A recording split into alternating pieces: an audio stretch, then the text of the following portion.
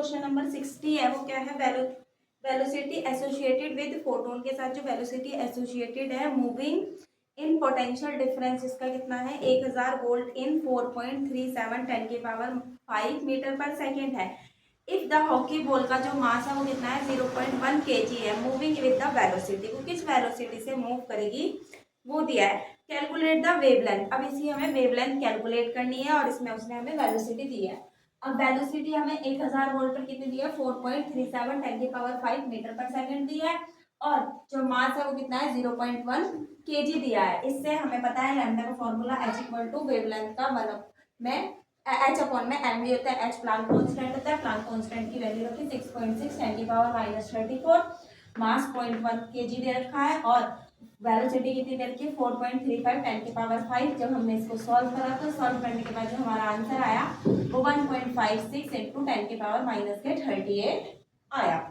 ये पॉइंट यहाँ से यहाँ चला गया था तो एक कट गया तो कितना 33 में से 5 गए तो प्लस हो गए, माइनस का ऊपर जाके प्लस हो गया 38 बचा। अब जो हमारा क्वेश्चन नंबर सेकंड है, अगला है जो 61 है, उसने पूछा है इसमें the position of the electron की position measure to be the, उसकी जो एक्यूरेसी है वो कितनी दी है +-0.02 नैनोमीटर। नैनोमीटर को मीटर में चेंज करने के लिए 10 की पावर -9 मीटर लगा दिया।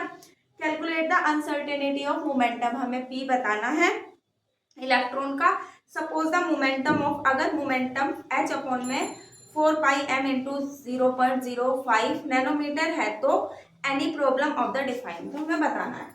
अब हमने क्या करा, अनसर्टेनिटी हमें बतानी है इलेक्ट्रॉन की, h अपॉन में 4πm इंटू 0.05 नैनोमीटर उसने हमें दिया हुआ है।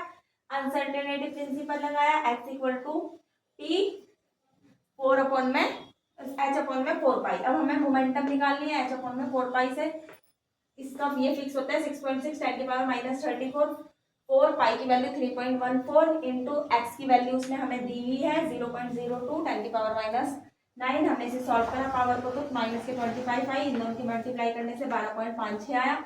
हमने डिवाइड करा तो 25.12 इंटू 10 की पावर -22 आया। और अगर हमने क्या करा मोमेंटम, अब अगर पॉइंट हमने आगे लगाया तो यहाँ पे एक वैल्यू क्या गई, जो पावर है वो बढ़ गई, वो क्या आया kg मीटर पर सेकंड में आया। सेकंड उसने बोला था h अपॉन में 4πm कितना है हमारे पास 0.02 इंटू 10 की पावर कितना था 5। अगर हमने पॉइंट हटाया तो हटाने के बाद कितना है 5 इंटू 10 की पावर 11 आया। अगर 10 की पावर 11 आया, मैंने पॉइंट यहाँ पे लगा दिया 0.05, तो किस में आया नैनोमीटर में आया, तो कोई प्रॉब्लम नहीं हुई। अब इसके बाद जो हमारा नेक्स्ट क्वेश्चन है उसमें हमें क्वांटम नंबर को क्या करना है फाइंड करना है। क्वेश्चन नंबर 64 है, मुझे हंसी आएगी देख कर। 64 क्वेश्चन है जिसमें हमें 6 क्वांटम नंबर दिए गए हैं, उनको हमें अरेंज करना है इंक्रीजिंग ऑर्डर ऑफ एनर्जी में। एन की वैल्यू दे रखी है एबीसी की 2 3 4 2 3 4 इस तरीके से। अब हमें बताना है कि इसका इंक्रीजिंग ऑर्डर एनर्जी का क्या होगा। अब एनर्जी के इंक्रीजिंग ऑर्डर के लिए हमें एक चीज याद रखनी है, एन की जो वैल्यू होती है एस के लिए 0 होती है, पी के लिए 1 होती है, डी के लिए 2 होती है और एफ के लिए 3 होती है, ठीक है। और एस हमेशा 1 होता है, पी 2s और 2p होते हैं, 3s 3p 3d होता है, मतलब d 3 से ही शुरू होता है, 4s 4p और 4d और 4f होता है, मतलब कि f किससे शुरू होते हैं 4 से ही शुरू होते हैं। अब हमें इंक्रीजिंग ऑर्डर ऑफ एनर्जी का बताना है। सबसे पहले हमारा इंक्रीजिंग ऑर्डर ऑफ एनर्जी के अंदर क्या आ जाएगा हमारा ये और ये क्या है हमारे पास 3p इसकी एनर्जी, उसके बाद हमारी इक्वल भी हो सकती है। फिर हमने देखा ये वाला 2d और 3 और ब्रैकेट में क्या आया, सॉरी 2 ब्रैकेट में क्या आया हमारा 3d। इसकी एनर्जी क्या होगी हमारे 4 3d के इक्वल होगी। देन उसके बाद जो हमारी एनर्जी आएगी वो क्या आएगी 6 4p की आएगी, और ये वाली जो एनर्जी होगी वो किसके इक्वल होगी 3 4p के, और फिर हमारी नेक्स्ट एनर्जी क्या आएगी 4d वाली आएगी। ये क्या है एनर्जी का इंक्रीजिंग ऑर्डर है। अब इसके बाद जो हमारा नेक्स्ट क्वेश्चन है उसके अंदर हमें बेरिलियम एक एलिमेंट है जो हमें दिया हुआ है, जिसका हमें क्या करना है, सॉरी बेरियम एक एटम है जिसमें क्या होता है 35 इलेक्ट्रॉन है। If 6 electron of 2 p orbital में है और 6 इलेक्ट्रॉन हमारे ये है 35 इसका एटॉमिक नंबर होता है। टोटल इलेक्ट्रॉन इसके पास 35 है। 6 इलेक्ट्रॉन इसके 2p में है, 6 इलेक्ट्रॉन इसके 3p में है और 5 इलेक्ट्रॉन इसके 4p में है। तो which electron experience a lower nuclear effect, तो कौन सा इलेक्ट्रॉन सबसे कम इफेक्ट को देखेगा, वो क्या होगा हमारा 4p वाला जो होगा, ये वाला। इसके पास जो इलेक्ट्रॉन होंगे 4p इलेक्ट्रॉन के, वो क्या होंगे, लोअर शो करेंगे इफेक्टिव न्यूक्लियर चार्ज को। कौन से वाले, 4p वाले। इसके बाद जो नेक्स्ट ये 63 क्वेश्चन था। 64 क्या है, which of the pair was with a large effective experience a more nuclear charge. अब हमारे पास क्या है, लार्ज इफेक्टिव न्यूक्लियर चार्ज बताना है। पहली पेयर क्या है हमारी 2s और 3s है, इसमें जो 2s वाली होगी वो देखेगी। नेक्स्ट हमारी पेयर है 4d एंड 4f, इसमें 4d वाली होगी। और नेक्स्ट हमारा है 3d एंड 3p, इसके अंदर क्या होगी 3p वाली हमारी ज्यादा इफेक्टिव न्यूक्लियर चार्ज को देखेगी। इसके बाद जो हमारा नेक्स्ट क्वेश्चन है, question number 65, unpaired electron of aluminium and silicon में p ऑर्बिटल में which was be the more effective nuclear charge, कौन ज्यादा एक्सपीरियंस करेगा। जो एल्यूमिनियम होता है उसका एटॉमिक नंबर कितना होता है 13 और सिलिकॉन का एटॉमिक नंबर 14 होता है।